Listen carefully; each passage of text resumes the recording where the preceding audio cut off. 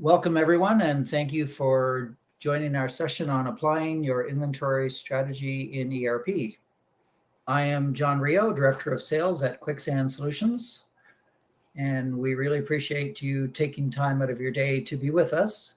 I am happy to be joined by my colleague, our in-house implementation specialist, Peter Paquette, who is also an APIC certified supply chain expert with expertise in production planning, scheduling, and operations, and he has an extensive knowledge of global inventory management and distribution. In terms of Kwixand Solutions, we're a Microsoft Dynamics partner based in Canada, and we help businesses across the US and Canada in all phases of their ERP, CRM, and cloud digital transformation. We have over 20 years of experience helping companies across the manufacturing and distribution space streamline their operations and optimize their processes. And with that, I'll pass it over to you, Peter. Thank you very much, John. So today, like John said, we're going to talk about your inventory strategy and applying that in your ERP. Now, most companies have a strategy or a plan for managing inventory, even if it's simply don't run out of anything at any time for any reason. But that's not really the most effective way to align an inventory strategy with your business plan. What we're not going to talk about today is how to create an inventory strategy. We are going to discuss the tools that Business Central can provide to help you apply your inventory strategy, either one that you have or one that you will develop. Further, we're not going to talk about tracking the cost of goods, either in purchasing or production, and rolling up cost of goods in production. But we are going to talk about some of the tools that are available for you. When you're using these tools, you'll begin to see where some of these hidden total costs of ownership that exist with carrying inventory in a manufacturing or distribution environment in a small or medium-sized company. First of all, what is inventory? Well, inventory are goods to buy and sell, raw material or components or assemblies, and finished goods. Effectively, inventory is money, and its cost is second usually only to or in conjunction with labor in many companies, especially small and medium-sized businesses. Small and medium-sized businesses need to consider the total volume of your inventory and seasonal ramp up and ramp down of various things that you might need for selling and in distribution or in using for manufacturing. Now, obviously, the older inventory gets, the more it costs. First of all, because it occupies real estate. It occupies a space in your warehouse or your storage facility that you could use for inventory that cycles through faster. There's carrying costs that are involved, and I remember years ago when carrying costs were considered to be very low, 1 or 2%, and now sometimes carrying costs can be as high as 10 or 15% of the total inventory. Now, Business Central can help provide a foundation to create a database to track a lot of these costs. There's also a value to inventory, meeting the customer's service needs that the company has developed. So you may want to carry a little bit more inventory or higher inventory of some items in order to make sure that whenever a customer needs it, it's available and there's not going to be a delay. But I guess the question is, what's your optimal inventory? Can you calculate the amount of inventory you need to carry? And can you assign a value to its importance? Business Central can provide places for you to keep the item details and the transaction details and the costs that might be needed to track there. Kwixand can partner with you to help develop how the information is input and how it's pulled out for reporting purposes. by developing interfaces and presentations and pages, tables, things like that. So let's have a brief look at some of the item setups that exist in Business Central. So this is your Business Central landing page when you open up Business Central. And we won't look at all these different things today, but what we'll look at is your items. So we'll look at a basic item card.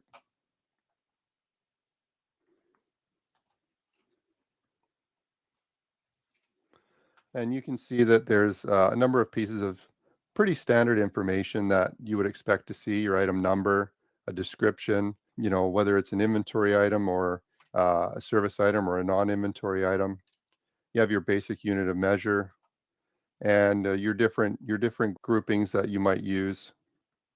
There is the ability to manage these items as a location specific item, which in Business Central is called a stock keeping unit or an SKU, and it will be specific to a location that you have created. So if you have a north location, a south location, each one will have its own sort of item card that you can keep track of things. We can look at a number of different pull downs, and you can see all these different pieces of information, but there's some things that you can look at. So an item attribute, which would allow for various colors and sizes, other characteristics to help describe your items.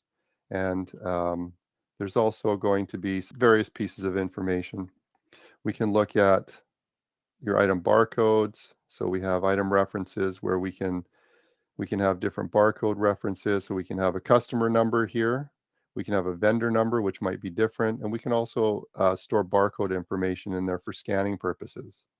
If we scroll down a little bit, you have your costing information and your product, your posting group codes, your product group code, and tax group codes. And then you have different sales information. So this is your basic sales information for this item. But here's where we're talking more about inventory. So we're talking about replenishment parameters. So your replenishment system, you could buy this item. It could be a production item, so you're going to produce this item, or it's an assembly. So it's like a kit where you're going to take a few items that you have in stock and you're going to create this item by kitting them together and packaging them together.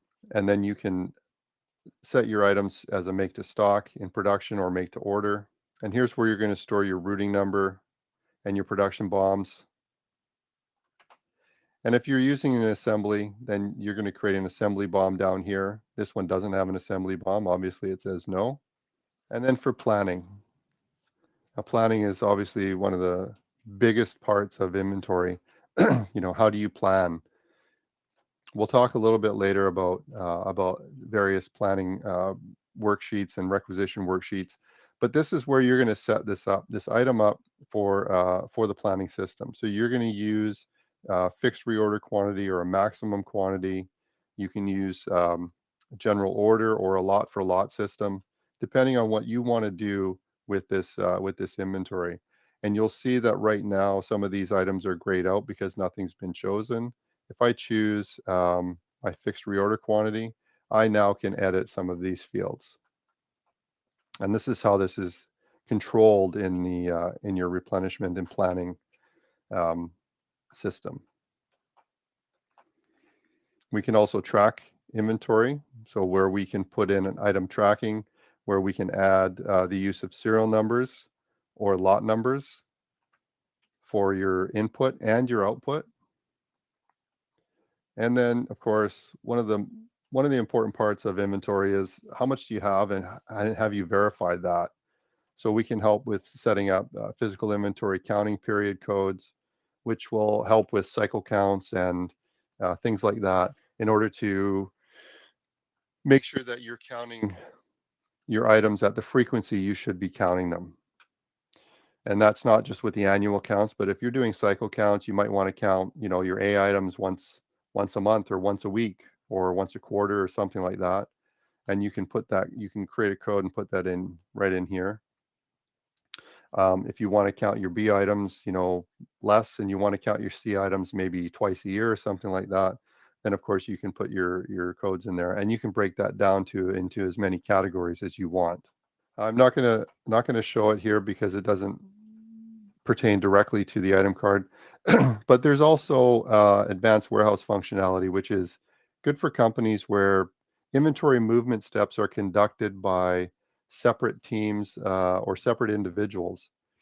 And it can be used to where it's important to maintain a documented and very detailed chain of custody for each movement. So that's where we would talk about things like a warehouse receipt, warehouse put away, and then a warehouse pick and a warehouse shipment. All this would happen within the realm of the warehouse. So the item card, the SKU, as I talked about, is the central point of interaction in Business Central. Items are purchased, items are sold, items are used in production and assemblies. Item ledger entries are tracked as part of the financial transactions and recordings. Everything that's made or purchased, transferred or sold is an item. Every item transaction will be attached to that financial transaction. Remember that inventory is money. So we show demand on the left side of the screen here in gold, and the flowchart shows the aggregate of the sales orders, which constitute things like make to order products, make to stock products, finished goods, e-commerce for especially for things like distribution sales. Down in the lower quadrant, we have the subcomponents. So these are internal transactions. So excuse me, items that are produced in house, items that are used for the subcontracting process, which I'll describe briefly in a second, and strict outsourcing. So subcontracting in Business Central is a function that will allow for you to take an item that is in your inventory and send it out to a vendor that's going to add value to it, and then send it back to you as a different item.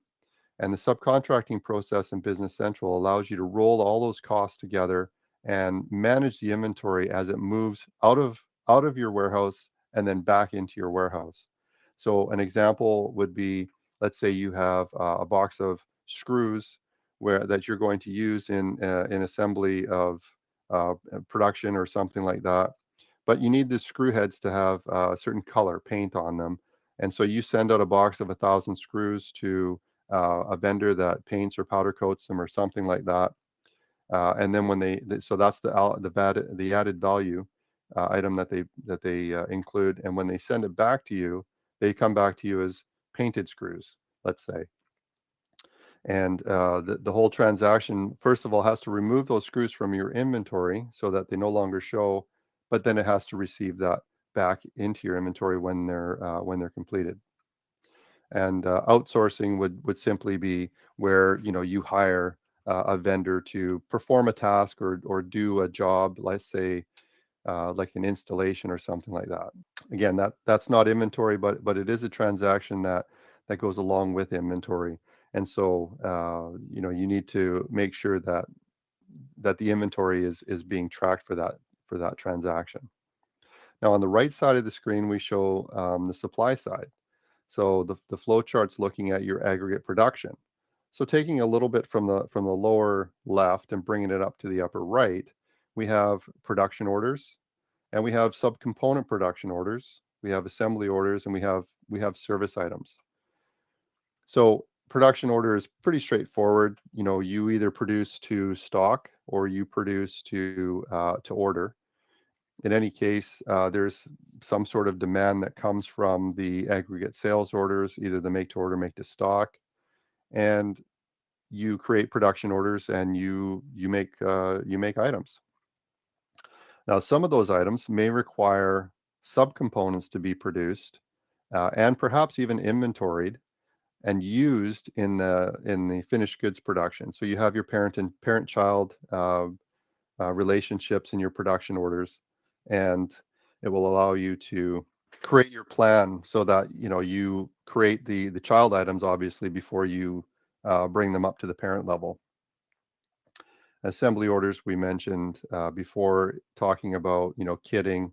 It could be something like that where, you have to put a kit together that gets used, 3 or 4 different items that gets used in production. And service items. So one of the things that we talk about in supply chain circles is post-sales support. And this is where service items may be a make to stock, or they may be a make to order product, where something happens to your finished goods item that you sold to the customer, and you need to replace part of it, whether it's warranty or just use. It could be a consumable part of that item that somewhat frequently needs to be replaced or something like that. And so that's inventory that becomes part of your production because it's being produced in house. And so then we go down to the lower right quadrant, and we have component purchases, transfers, and raw material purchases. And we could include the service items down at the bottom as well, because in some cases, the items that you use for the post-sales support service are not made in-house, but they are purchased.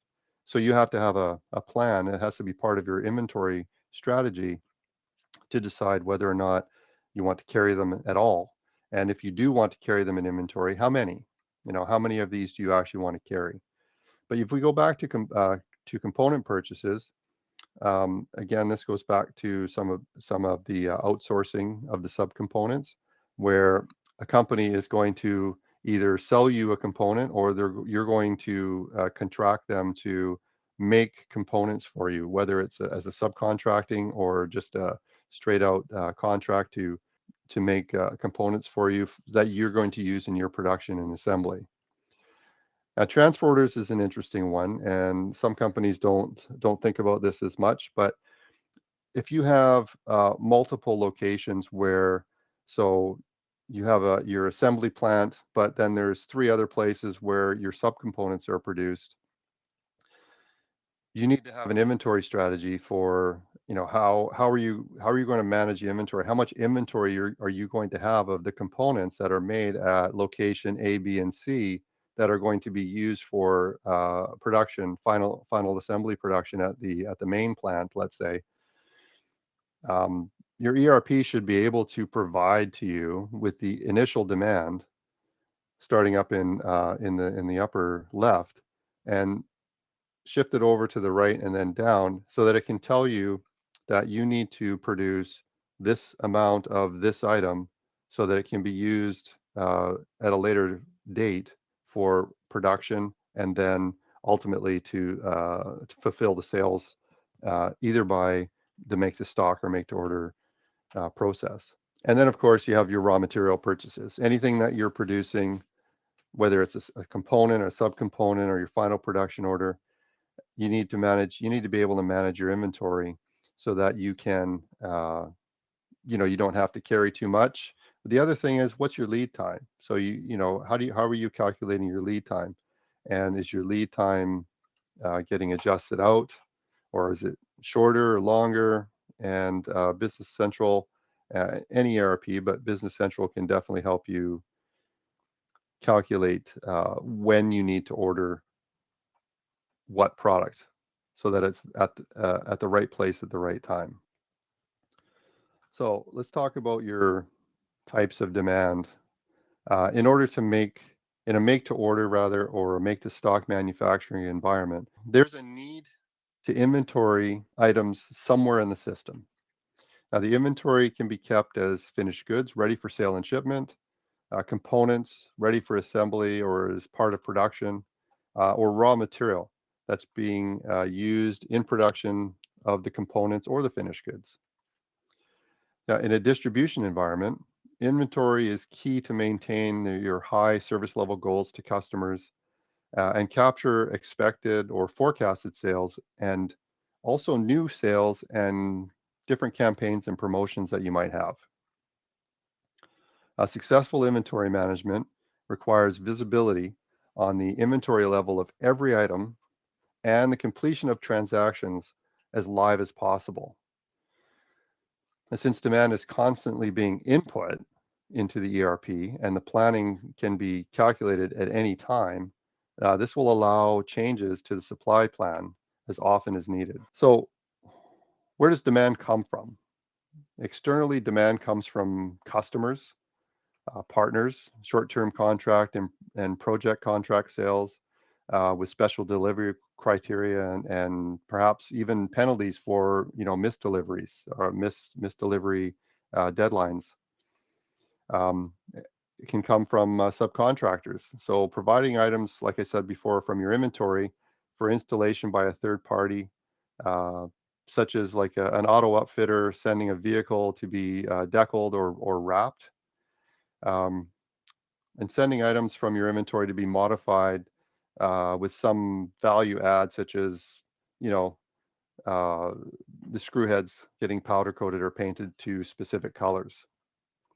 But demand also comes from internal sources. So being able to forecast using historic information to conduct transfers between locations of either finished goods or built components. Also, internal demand comes from different supplies and MRO items. And sometimes some companies need to and want to track, especially your maintenance and repair items, because it's those can be costly.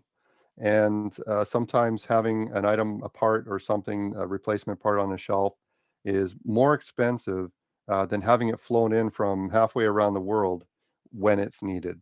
And so what happens in production? Build to the sales forecast or budget planning. Solid, long-standing production lines that are A items, those are easy to forecast.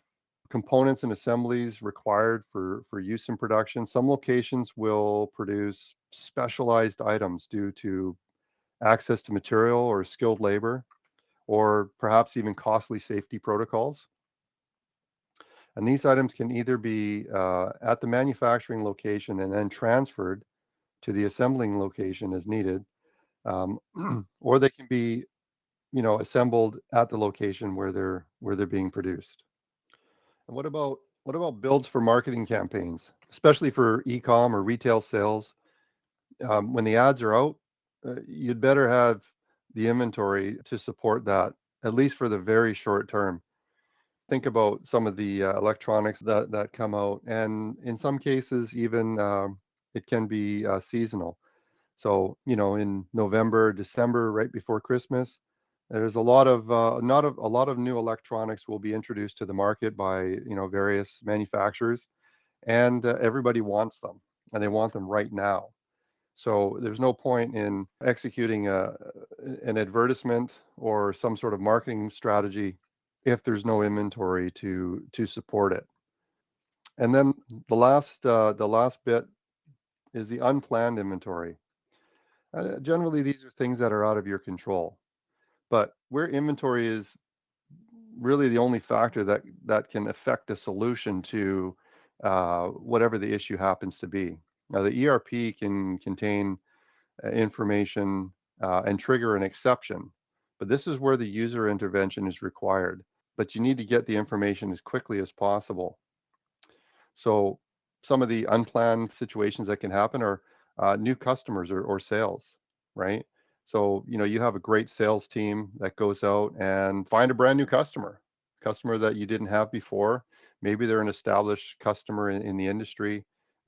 Maybe they've been fighting to get this customer's business for a long time, and all of a sudden, you have your cornerstone customer is paralleled by another customer of equal volume.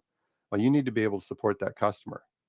But sometimes doing all that, manually, you can really run into some shortage issues. And so using your ERP and adding this information into your ERP as part of your inventory plan, your inventory strategy, will allow you to recalculate very quickly where the shortfalls are going to be, and allow you to upscale very quickly. Same thing can happen if you have an item that all of a sudden goes viral. Somebody decides that they like the widget that you produce, and they tell a friend, and they tell two friends, and they tell two friends, and so on and so on. Um, all of a sudden, you go from selling 100 a week to selling 1,000 a day. And, you'll be able to upscale this, but it cascades down. If it's an item that you produce and there's other components that need to be produced at other locations, and you need raw material and perhaps even subcontracting to help, they need to get more uh, raw materials. You need to order from your vendors. You need to get more subcontracting needs to, produce more of their value add items. And yeah, I mean, you're going to have some capacity issues, because you're going to have your finite capacity, whatever your plant runs at. But at least you'll be able to schedule your production. And then, one thing that we don't really like to talk about too much, but can happen is your recalls and your QC failures. So when you get to the end of production and you're doing your final quality checks, and this lot of items doesn't pass for one reason or another, and hopefully it's not a safety issue or anything like that, but even that happens. And sometimes in some cases, the product actually goes out and something is found to be wrong with it and it needs to be recalled. In some cases, those items that need to be recalled need to be replaced like immediately. And in the case of a QC failure, you've planned on that production, you've produced that item, you've planned on selling that item or that lot of items when it's produced, but now you can't. And now you still have a customer that, you know, they expect their delivery. You use the analogy of, you're in a restaurant and you order your food and the food comes to the table and it's not quite right and everybody else at your table has been served, and the server has to take that plate that they've just brought you and bring it back to the kitchen, and maybe they have to remake the whole dish. Maybe they just have to change a couple of things. In any case, that's now you're waiting and all your friends are eating around the table, and you're left with your glass of water. And so, this is the same idea as the recalls and QC failures. Material deficits, this can be, usually it's an issue that might come up from a vendor or supplier where all of a sudden, they're running low. They can't supply you the 100 units a week that you've been ordering for the past 10 years. All of a sudden, they can only supply you 50. There could be a raw material shortage. There could be a number of different items. So what do you do? Your inventory strategy should allow you to find ways to mitigate your risk. And in using this ERP and using Business Central, you can continually calculate where your inventory level is, what your current lead time is, and that allow you to give you information to when you're talking to your vendor, to get that information from them quicker, so that you can sort of foresee these issues coming up. At least there'll be a channel of communication open so that they'll know that you're always monitoring these things. It will also allow you, your ERP can also allow you to keep track of if you have a sole source supplier. So if that's the case, then that becomes part of your inventory strategy, which I know we said we weren't going to discuss, but we're not going to talk about, what you should do there. Just that you'll have that information listed in Business Central, and you'll be able to make decisions based on, the information that you're keeping. And if you are only using one supplier, but there is more other suppliers that you can use, then you can at least list the alternate suppliers. You can list their costs. You can even keep track of, based on your needs. You can keep track of any available capacity that might be out there. One of the last list unplanned situations that can come up are regulatory changes. Now, you usually have time to make changes in your environment before the regulations come into effect. But in any case, when that does, everyone has to make the change. So there can be material deficits that happen in the industry, in the market, and if you can't provide your suppliers with accurate changeover information, they may not know how much raw material you actually need or when you're going to need it. And the other thing is that when there's a regulatory change and your company and you decide that you're going to make a changeover, you can peg your date, and then you can work backward from there to whatever today happens to be, and figure out when the best, most economic change time is, so that you can deplete the inventory of, say, raw materials or components that you have now, uh, before you make the changeover. Having said that, you can also decide how much of that, let's call it the pre-change inventory, or the old inventory, that maybe you want to keep, just in case you want to produce some of the components or some of the items with the older inventory until such time that you feel like you've taken care of the market. So let's move on to planning a little bit here. So companies need the most up to the minute information to make plans, to change plans, to execute plans for inventory management. Now, since demand can fluctuate, any plan must be flexible. And manufacturing may need to be scaled up or scaled down as demand changes, and Business Central planning system can provide warnings and suggestions to amend production orders when changes to demand or inventory are factored into a calculated plan. Customer returns or delayed or canceled orders can add inventory that's now available to cover some of that demand. Production can be scaled down to cover that demand, right? So if you have a customer order that's been canceled and now your inventory goes up, but you had planned to produce for that sales order, now you can actually take the existing inventory, subtract it from the production that you had planned to do, and reduce the production. And that will also reduce the demand on the raw material inventory, or perhaps even a purchase order. Quality rejection of finished goods leaves demand that's unfulfilled, right? So as I was talking about earlier, production can be scaled up or rescheduled to cover that demand. It will also, Business Central, the planning system, will also warn to create a new purchase order for raw material or expedite an existing purchase order if the calculation shows that the inventory will not be sufficient within the dates that are set up. So in manufacturing, we have a production BOM. We have a production BOM for subassemblies.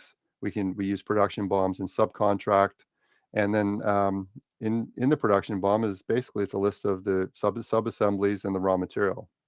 In distribution, we might have like a hub and spoke setup where we're bringing inventory into a main location, and then we're transferring out to satellite locations, and perhaps even ordering some items directly into the satellite locations. But we need to keep track of those that transfer inventory. We need to keep track of if it's being ordered into the main warehouse and being distributed out to the satellite locations, where is the purchase order executed, and how does that demand roll up? How does it show as demand coming from the satellite location? This is where Business Central can help come in to track the costs for not only for the goods, but also we can add the cost for things like freight, added handling, and break bulk and things like that. We can use the requisition worksheet and the planning worksheet functionality in Business Central to run your MRP. For those of you who aren't aware, I mean, MRP has been around since the 1950s. And the grandfather of MRP, Joseph Orlicky, basically inventing MRP for General Electric. It wasn't until basically the mid '60s when Black & Decker was using it on a day-to-day basis. And by about the mid '70s, there were 700 companies using MRP.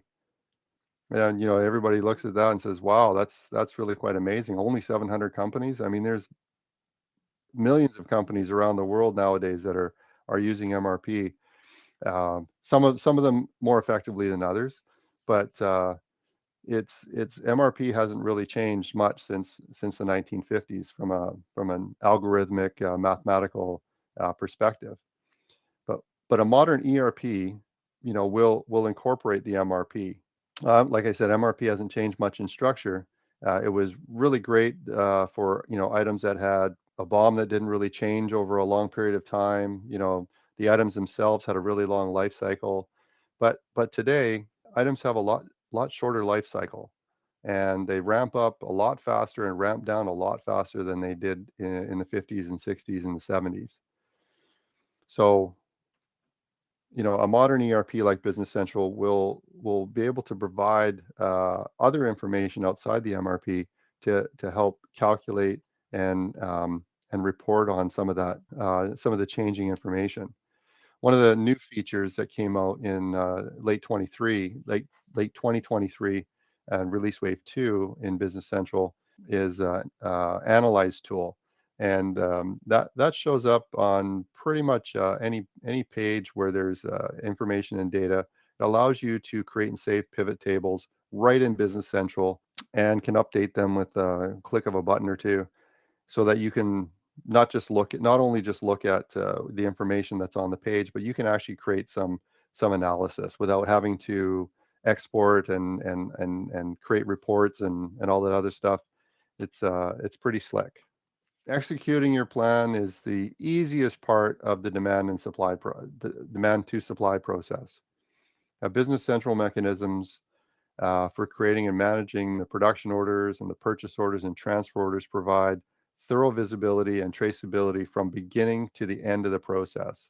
So from the input of a sales quote that turns into a sales order that requires production order or purchase orders, then purchase receipts, production receipts, sales shipments and sales invoices, and then right even through the accounting side with the payment processes and payment recordings, and all of that information will be linked back. It can be linked back all the way back to the original quote transaction. So production orders is basically just completed production recording. You got your component production orders, subcontracting, and your raw material receipts, um, purchasing purchasing your raw materials and your subcontracting function, your added values. These are all the supply will be generated by either the planning worksheet or the requisition worksheet, depending on if it's production or if it's a purchase. We talk a little bit more about traceability. So as I just described, after the process is complete, the links in the supply chain through the posted versions of these documents also provide details for reporting, historic details, and can be used to create and calculate forecasts. And the links flow between the posted transactions. So as I said, sales, purchases, transfers, production, even your adjustments, things like serial numbers and lot numbers we mentioned when we were looking on the item card. So serial number of an item, once it's assigned, will exist until the end of time in Business Central, and transactions can be posted against that serial number even after the serial number has been sold and invoiced. So, say for warranty purposes or post sales service or anything like that. Think of the auto industry, for instance. Every automobile has a VIN, and when you bring your vehicle to the dealership, they might say, what kind of car do you have, what's your make and model. Some of them just say, what's your VIN number, because they know they can look up a VIN number and they can tell everything about the car that they need to, and especially if you're bringing it back to the dealership that you purchased the car. And lot numbers, very important, especially in things like the food industry, where obviously, and we've seen some recalls in recent years, and they'll say they know exactly which lot of whatever that particular food item is that might have an issue. And so bring anything with this date on it or this lot number or something back to the store, and they'll give you a refund. But that traceability is built into production process in Business Central where it's needed, like where you need it to happen. Now, there's also a function in Business Central it works very well in most of the modern ERPs. It's reserving inventory. So when a sales order is created in a distribution environment, for instance, where inventory is kept as a ready for sale, then inventory can be committed to a sales line so that that it can't be sold to another customer, for instance. Another way that Business Central can create this reservation is for sales where the company has to produce the item or is going to produce the item, so that the link will exist on the sales order to the production order, so that the production order, once it's completed, then the sale can be completed. And this is especially can be especially important where serial numbers or lot traceability is concerned, so that again, we'll go back to the vehicle where a customer orders, a custom vehicle, and a VIN number is assigned to that vehicle before production. When that vehicle's produced and the production order is completed, customer will get that particular vehicle. They will already know what the VIN number is. So, what are some of the, I call them unexpectations. So, situations can be where you're spending a lot of time that disrupt the plan that's in place. Fitting in unexpected demand, or in some cases, lack of supply, generally means that something else has to be removed or replanned.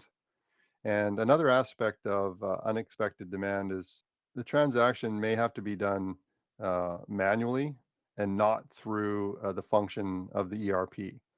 So once the unexpected demand is input, the plan can then be recalculated, and production orders can be rescheduled, and purchase orders can be revised. So unexpectations are the challenge of things that that happen out of the blue, things that come out of the left field demand, the left field supply that I refer to, is in a manual system, or in a if you're not using a modern ERP, it makes it very difficult. Now you're having to adjust Excel sheets, or create Excel sheets to recalculate things. You're having to pull out files out of a drawer, and things like that.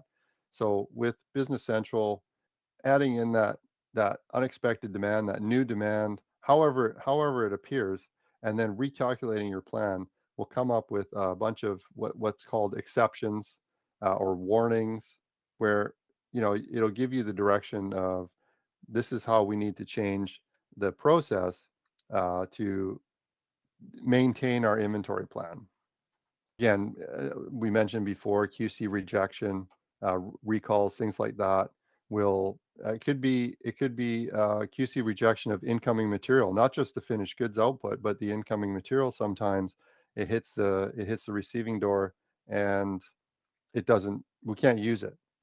So what do? Now you're stopping production, and you're also needing to order some emergency material, or something like that. What about just planning calculation errors? That's a lot of times what can happen now if you're not using a modern ERP, where you miss a decimal point, or some sort of demand doesn't get added into the calculation, and now you have to go back and manually add it. It can create some issues there. So one of the things that Quicksand with Business Central can do is to help you create a system that is scalable. And one of the issues nowadays with the modern ERPs is that companies want to see certain things happen. If we're going to make changes, let's try to customize some of this stuff that we're doing. So there's a number of different ways that you can even customize Business Central that will help to create extra value that will be specific to your company's needs for any functionality. So there's independent software providers, or ISVs, that can provide apps for just about anything you can imagine. Some of the apps offered by the ISVs are free, and provide some basic functionality, while offering a subscription paid version, which can offer a little bit more or more specific functionality that might be process or industry focused. Now, every company is unique in the way they run their business and conduct their transactions. Even if two companies operate in the same industry, they can be very different. And some companies choose to work with a software partner to develop and customize within Business Central various integrated solutions that are focused directly for that company. A very important part of developing these customizations is that they're built to be scalable and not just in scope of what you're doing now. They also, that right down to the code, need to be able to avoid conflicts with any software updates that occur in the ERP. So extensions and customizations and app development with process focus will help to reinforce your inventory strategy. App development with an industry focus will help to reinforce what you're doing in your industry with your strategic partners, your vendors, your subcontractors, and people like that. And app development with a company focus, so adaptable to other areas of your company, so that it's not just for one particular group in the company. It's not for sales, it's not for accounting or finance, it's not for production, it's not for maintenance. It's a customization that or an app that is used for and can be used and interact with multiple groups. So customizations with a company process focus that are adaptable to within the industry are fully developed customizations that will provide that added value to you. And Kwixand provides a full development team to design, build, test, and deploy the customizations so that they provide the functionality specific to your requirements, but also that they're scalable. Your inventory strategy, we talked earlier about, that we weren't going to try to develop an inventory strategy. We weren't going to talk about how to create an inventory strategy. Well, we can talk about that now, because this is where Kwixand can help you develop your inventory strategy in line with Business Central, and we can help you tweak your inventory strategy so that you can use the tools in Business Central to effectively apply that strategy and reap the benefits of your added visibility to all areas of your inventory and automating some of the processes. As your ERP partner, will implement the foundation of your plan and continue to help you develop as your plan morphs to align, with the changing requirements in your company, in your industry, or in your region or area. And ultimately, we want to help you in executing your inventory strategy as it syncs with your business plan. Thank you very much, Peter. That was excellent. So now that we've let you know how to apply your inventory strategy in your ERP, let's talk about why it's important for inventory strategy to support your business plan. So first of all, operational efficiency. It can mitigate risks associated with understocking and overstocking, certainly. It ensures you can respond agilely to customer demand without unnecessary storage costs. Or on the other side, lost sales due to shortages. Financial health. You can avoid tying up financial resources in critical warehouse space. Customer satisfaction. You can ensure that customer key products are available when and where you need them. Supply chain optimization. Obviously, inventory management is the backbone of a successful supply chain operations. And business growth. With the right strategies in place, inventory management can enhance your supply chain visibility, customer satisfaction, and affect your overall business growth. Thank you all again for taking the time to be with us today. It's much appreciated. We hope you found some valuable insights that you can apply to your business, as helping businesses thrive is why we get up in the morning. Should you have any questions on the topics we covered today, on ERP or digital transformation or on Business Central, please do not hesitate to reach out to me or my colleague Jens. Our phone numbers and email addresses are on the screen. Thank you for joining us.